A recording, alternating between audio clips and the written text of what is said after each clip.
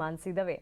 भारतीय बाजार के लिए आज के दिन संकेत कैसे होंगे, आज का एक्शन कैसा होगा, क्या बनाएंगे आप स्ट्रैटेजी और साथ ही ट्रेडिंग आइडियाज क्या होंगे, इस पर विस्तार से बातचीत होगी। शुरुआत करेंगे विदेशी बाजार के संकेतों से।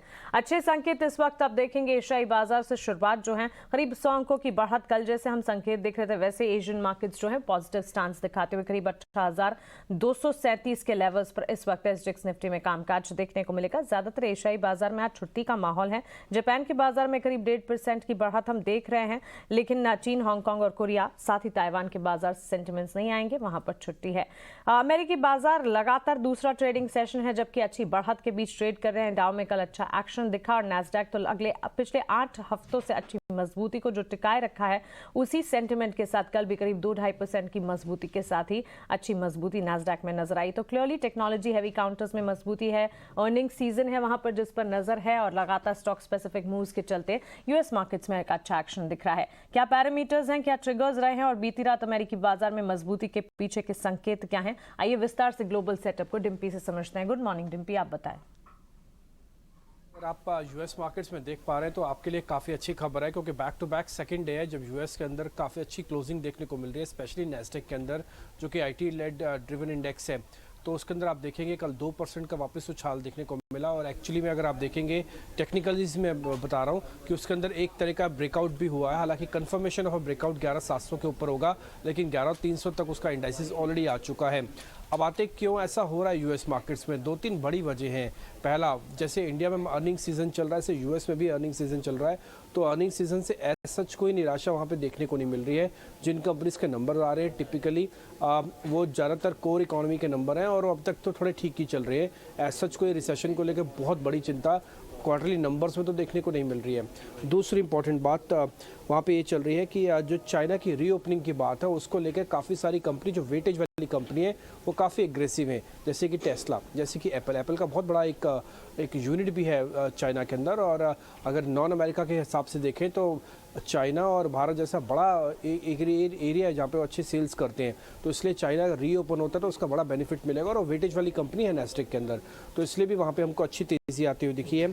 तीसरी इंपॉर्टेंट बात है जो ब्याज दरों को लेकर बार बार सुगबुगाहट थी कि बहुत स्पीड से बढ़ेंगे। देखिए इसमें कोई दो राय नहीं है कि ब्याज दरें भी फेड बढ़ाएगा, लेकिन कितनी स्पीड से बढ़ाएगा और कितनी बढ़ाएगा उसको लेकर बार बार डिबेट होता है। और इसी डिबेट में जब भी कोई अच्छी खबर आती है कि हाँ कम बढ़ेंगी, अनुमान से थोड़ा स्लो होगा, तो मार्केट उसको रिएक्ट करता है पॉजिटिवली। तो कुछ वैसे ही हमको फिर से वहाँ पे देखने को मिला। कुछ कंपनीज के नंबर्स भी आने हैं, जैसे माइक्रोसॉफ्ट के नंबर आएंगे ये मार्केट पे थोड़ा और प्ले करेगा क्योंकि नैस्डैक अभी थोड़ा रिकवरी और स्मार्ट रिकवरी के स्टेज में है और माइक्रोसॉफ्ट के अगर नंबर अच्छे आते हैं तो फिर इस पर भी एक पॉजिटिव इंपैक्ट और आते हुए दिख सकता है। रही बात यूरोप की, तो वह फॉलो कर रहा है इस समय यूएस को और वहाँ पर भी हमने देखा कि 1/4 से आधे % तक के आसपास की हमको तेज़ी आती हुई दिखी है। 2 इंपॉर्टेंट इकोनॉमिक इंडिकेटर मैं आपको और बताया तो first is crude, second is dollar index DXY. Dollar index करीब 102 के आसपास है, ये फेयर इंडेक्स होता है टिपिकली। ये जितना 104-105 के एवरेज के नीचे रहेगा उतना आप देखेंगे मार्केट्स बैक टू बैक आपको स्ट्रांग होते हुए देखेंगे, थोड़ी कवरिंग भी आती है। तो अभी फिलहाल 102 के आसपास स्थिर है डॉलर इंडेक्स। और रही बात क्रूड की, तो वहाँ पे रीओपनिंग का जो ट्रिगर है वो काफ़ी प्ले कर रहा है। 12 दिन में करीब 12% क्रूड के अंदर मूवमेंट आ चुकी है अपसाइड में और कल भी हमने $88 के आसपास क्रूड को वापस पहुँचते हुए देखा है। तो ये कुल मिला के ग्लोबल मार्केट्स का हाल था। शुक्रिया डिम्पी ये सारे सेंटिमेंट्स हमें बताने के लिए। तो अच्छी शुरुआत इस वक्त एशियाई बाजार की और अच्छी क्लोजिंग हमने अमेरिकी बाजार की देखी। तो भारतीय बाजार के लिए ग्लोबल सेंटिमेंट्स तो काफी पॉजिटिव इस वक्त नजर आ रहे हैं। आइए रुक करते भारतीय बाजार में क्या स्ट्रैटेजी होनी चाहिए। कल के सत्र में संस्थागत निवेशकों ने क्या किया, एफआईएस का एक्शन। कैश मार्केट में एफआईएस की छोटी बिकवाली है, करीब 220 करोड़ की बिकवाली कैश मार्केट में एफआईएस ने की है। 434 करोड़ की खरीदारी उसके सामने डीआईएस की तरफ से कैश मार्केट में आती हुई दिखी।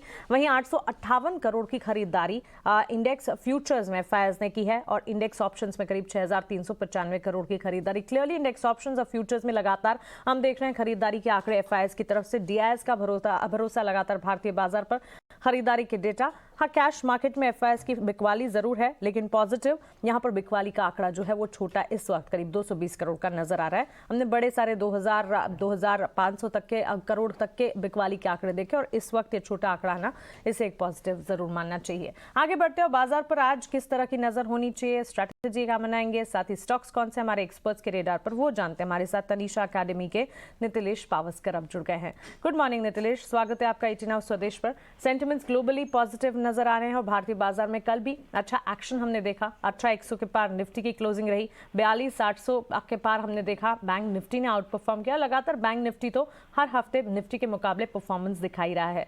कैसे देखा जाए आज स्ट्रैटेजी निफ्टी बैंक निफ्टी पर क्या बनाएंगे? Good morning ma'am. लास्ट कुछ दिनों से अगर हम लोग निफ्टी को देखेंगे तो अपना जो बेस है वो अच्छा फॉर्मेशन करके थोड़ा थोड़ा ऊपर की तरफ शिफ्ट कर रहा है और अभी के लिए जो मार्केट का इम्पोर्टेंट सपोर्ट है वो 18,050 का है और रेजिस्टेंस की अगर हम लोग बात करेंगे तो 18,180 से लेकर 18,200 इस रेंज में एक रेजिस्टेंस है। वो रेजिस्टेंस को कैसे क्लियर करता है वो एक बार देखना पड़ेगा। ये रेजिस्टेंस को क्लियर करके ऊपर अगर ये सस्टेन होता है तो हम लोग फिर से 18,350 से लेकर 18,400 ये लेवल देख सकते हैं। लेकिन आज का जो गैप अप ओपनिंग है वो किस प्रकार से ट्रेड होता है वो देखना पड़ेगा, क्योंकि मार्केट गैप अप होने के बाद उसमें फॉलो बाइंग नहीं आ रहा है और मार्केट फिर से नीचे से फिसल रहा है, तो वो एक बार देखना पड़ेगा। लेकिन जब तक मार्केट 18,050 के ऊपर है तब तक अपना जो व्यू है वो पॉजिटिव बना के रखे। 18,050 के नीचे ही अभी बिकवाली करना है या फिर अगर बजट के कारण कुछ ऊपर में मिलता है 18,600 18,700 तो वहां पे बिकवाली करना है। ओवरऑल अभी ट्रेंड जो है मार्केट का वो पॉजिटिव है। मुझे निफ्टी के मुकाबले थोड़ा सा बैंक निफ्टी अच्छा लग रहा है। अगर ये 42,800 के ऊपर ट्रेड करना चालू कर देता है तो फिर से हम लोग 43,100 से लेके 43,200 ये लेवल देख सकते हैं। दिनेश में स्टॉक्स कौन से हैं आपके रेडार पर, ये भी बताइए। मैम मैं थोड़ा सा कॉन्ट्रा प्ले करना यहाँ पे चाहूंगा। एमएनएम में बिकवाली करने की राय होगी मेरी। 1325 के नीचे ही बिकवाली करना है और स्टॉप लॉस जो है वो 1340 का स्ट्रिक्टली मेंटेन करना है। 1280 से लेके 1260 ये लेवल्स के लिए क्या करना है, प्लान करना है। कंडीशनल सेल होगा, इसके नीचे जाएगा तभी इसमें बिकवाली करना है। कंडीशनल सेल इस वक्त आती हुई दिख रही है। एमएनएम महिंद्रा एंड महिंद्रा में टारगेट से 1,280 के पहले, उसके बाद 1,260 तक भी गिरता हुआ दिख सकता है। नितिलेश, आपका शुक्रिया हमारे साथ आपकी ट्रेडिंग स्ट्रैटेजी शेयर करने के लिए और इंडेक्स के साथ अपने ट्रेडिंग पिक्स भी हमारे साथ शेयर करने के लिए। चलिए इसके साथ ही आगे बढ़ते